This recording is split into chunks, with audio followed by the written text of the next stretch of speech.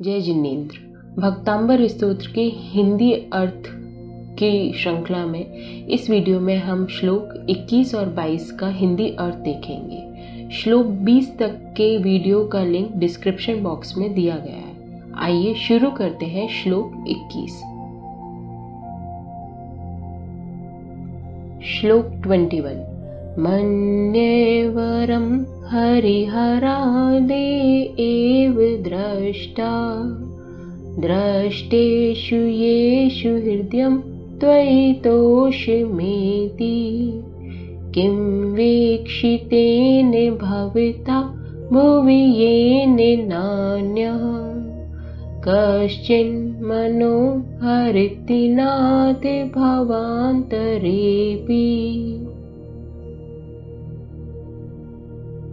श्लोक 21 first 2 lines का हिंदी अर्थ।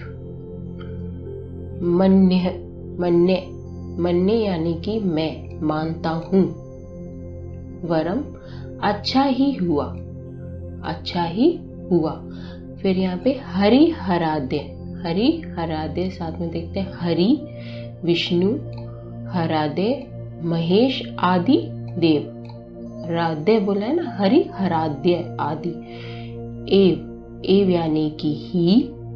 दृष्टा दृष्टा दृष्टेषु दृष्टेषु देख लेने पर, देख लेने पर।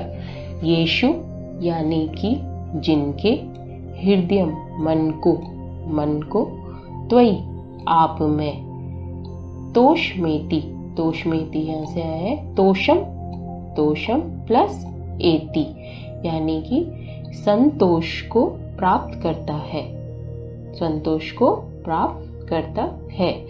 इसका हिंदी अर्थ देखते हैं। मैं ऐसा मानता हूँ कि ये अच्छा ही हुआ कि मैंने पहले विष्णु महेश आदि देवों को देख पहचान लिया। ठीक है, देख या पहचान लिया। दृष्टा यहाँ से लेने पर ना, दृष्टा यानी कि देख लिया या पहचान लिया। क्योंकि अब जब मैंने सरागी देवों को देख लेने के बाद आपके दर्शन दृष्टेषु, यहाँ पे है दृष्टेषु मतलब आपको देख लिया, तो मेरा मन आप में ही संतोष को प्राप्त हो गया है। ठीक है, तो ये जो जैसे अर्थ देखा था उसी तरीके से हमने इसका हिंदी अर्थ देखा है कि मैं ऐसा मानता हूँ कि अच्छा हुआ। मतलब हम जिनेन्द्र भगवान से कह रहे हैं कि भगवान आपको देखने के बाद तो किसी और में संतोष की प्राप्ति हो ही नहीं सकती, तो आपको देख लिया, मैं ऐसा अच्छा हुआ कि मैंने पहले बाकी देवों को देख लिया, उनको परख लिया, उनका परिचय हो गया, उनको पहचान लिया। क्योंकि जब आपको देख लिया तो और कहीं संतोष प्राप्त हो ही नहीं सकता। नेक्स्ट लाइन में हम नेक्स्ट 2 लाइन्स का हिंदी अर्थ। 21 नेक्स्ट 2 लाइन्स। किम वीक्षितेन हिंदी अर्थ देखते हैं इसका।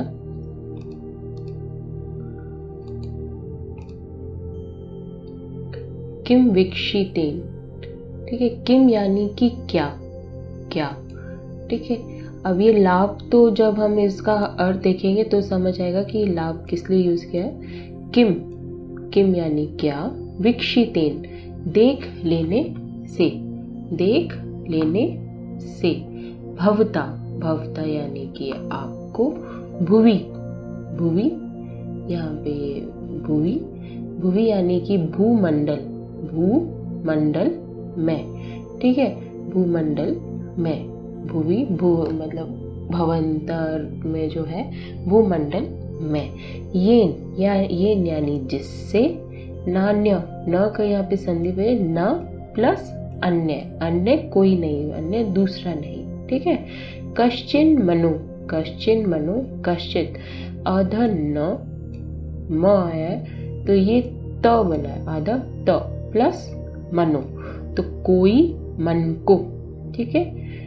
हरति हरण करता है या फिर आकर्षित करता है या अपनी ओर अट्रैक्ट करता है। ठीक है। भवन, भवांतरे, भवांतरे अपि, तो ये हो गया भवांतरे प्लस अपि। ठीक है। तो ये आ गया जन्म जन्मांतरों में, भवांतरों से जब चलते आ रहे हैं इस तरीके से हम वर्ड यूज करते हैं। तो भवांतरे यानी जन्म जन्मांतर में, अपि यानी कि भी, ठीक है।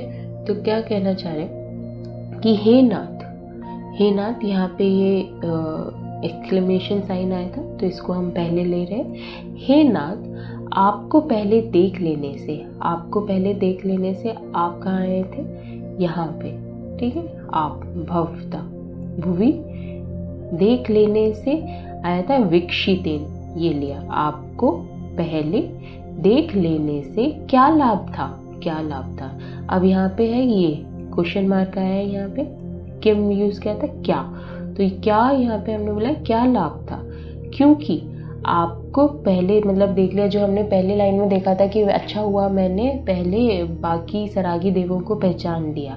तो अभी बोल रहे क्यों अच्छा हुआ, कि मतलब आपको पहले देखने से लाभ ही क्या था, क्योंकि आपको देख लेने के पश्चात, आपको देख लेने के पश्चात भूमंडल में अन्य कोई भी मन को, जन्म जन्मांतरों में भी मेरे मन को अपनी ओर आकर्षित नहीं कर सकता है, ठीक है। तो इसमें यदि फर्स्ट 2 लाइन्स और नेक्स्ट 2 लाइन्स को मिक्स करके अब हम इसका पूरे श्लोक का अर्थ देखते हैं। तो इसमें आचार्य श्री कहना चाह रहे हैं कि भगवान ये अच्छा ही हुआ कि मैंने पहले सरागी देवों को पहचान लिया, क्योंकि अब उनको देख लिया तो मुझे पता है कि वो क्या है, और आपकी विरागी मुद्रा जो कि जिसको देखने के बाद एक संतोष प्राप्त हो गया है, तो और किसी देवताओं को देखने का मन या उनको पूजने का मन मेरा नहीं होता, ना हो सकता है। क्योंकि और ये कह रहे हैं कि लाभ भी क्या था, यदि मैं आपको पहले देख लेता तो मुझे लगता है कि शायद मुझे उन देवों को भी देख लेना चाहिए, पर मैं उनको देख कर आया, उनको परख के आया। तो अब मेरा कहीं जन्म जन्मांतरों, इस जन्म में नहीं, जन्म जन्मांतरों तक भी मेरा मन किसी और देव की तरफ आकर्षित नहीं हो सकता। ऐसे महान है हमारे जिनेंद्र। श्लोक 21 में कहना चाह रहे हैं, कंप्लीट अर्थ देखते हैं कि आचार्य श्री जिनेंद्र भगवान के समान परम शांत विरागी देव संसार में अन्य कोई नहीं है। ये भाव प्रकट करते हुए कह रहे हैं कि हे नाथ, मैं ऐसा मानता हूँ कि यह अच्छा ही हुआ कि मैंने पहले अन्य सरागी देवों को देख पहचान लिया, क्योंकि उनको देख लेने के पश्चात जब मैंने आपके दर्शन करे तो मेरा मन आप में ही संतोष को प्राप्त हो गया है।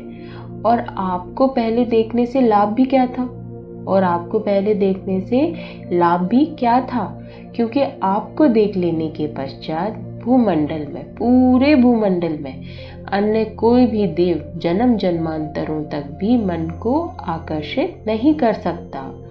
ऐसे नमोस्तु भगवान। श्लोक 22। स्त्रीणां शतानि शतशो जनयन्ति पुत्रान् नान्यसुतं द्वदुपं जननी प्रसूता सर्वादिषु ददति मानि सहस्राश्मम् प्राचेविदिक् जनयति स्फुरदंशु जालम्।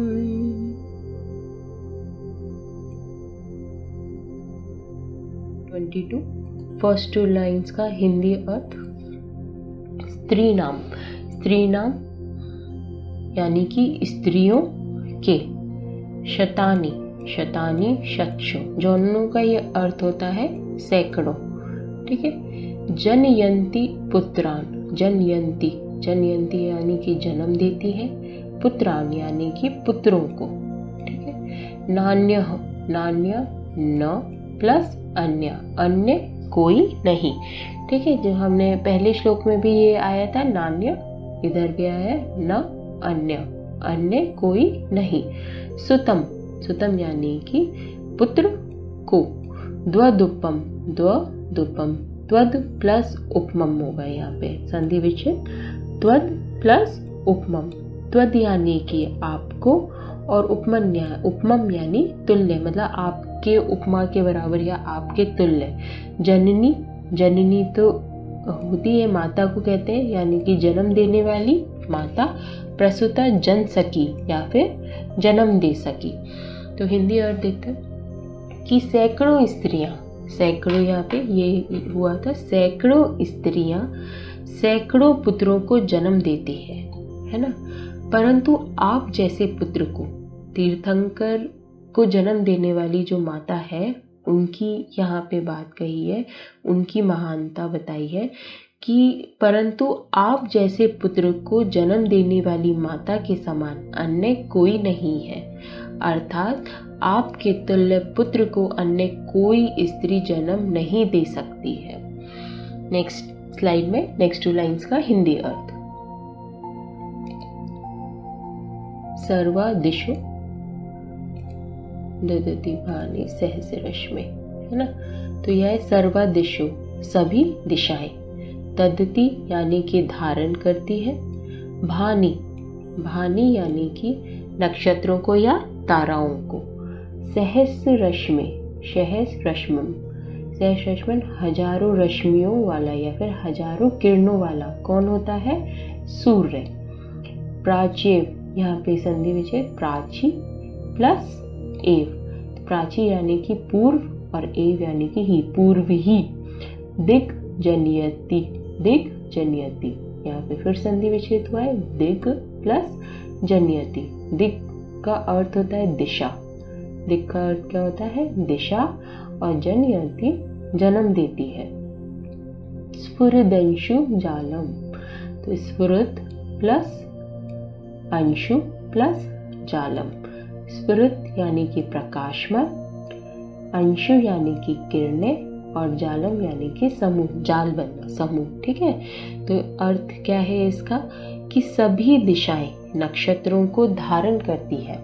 जो सारी दिशाएं, जो स्टार्स होते हैं या नक्षत्र होते हैं, वो तो हमें सारी सब तरीके से सब डायरेक्शंस में दिखते हैं, सारी डायरेक्शंस में होते हैं, पर जो सूरज है उसका जो जन्म होता है वो सिर्फ हमें ईस्ट से होता है, पूर्व से होता है। तो उसका फर्स्ट 2 लाइन्स और नेक्स्ट 2 लाइन्स का देखें तो क्या कहना चाह रहे हैं कि जैसे सूरज है, सूरज जो हजारों किरणों वाला है, उसका वो जन्म देने वाली सिर्फ एक दिशा है जो कि ईस्ट है, पूर्व दिशा है, लेकिन जो हमारे तारे हैं उनको धारण करती है सारी दिशाएं। उसी प्रकार से जो तीर्थंकर को जन्म देने वाली माता है, तीर्थंकर के तुल्य जो पुत्र है उनको जन्म देने वाली माता के समान कोई स्त्री नहीं हो सकती है। श्लोक 22 कंप्लीट हिंदी अर्थ।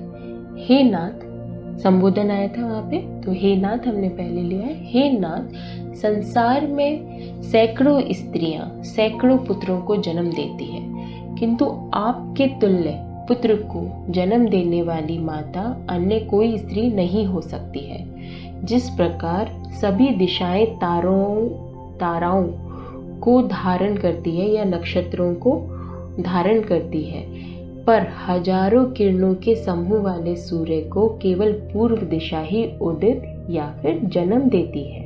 तो इस श्लोक में आचार्य श्री ने तीर्थंकर की माता की अद्वितीयता या फिर यूनिकनेस का वर्णन कर रहे हैं या किया है।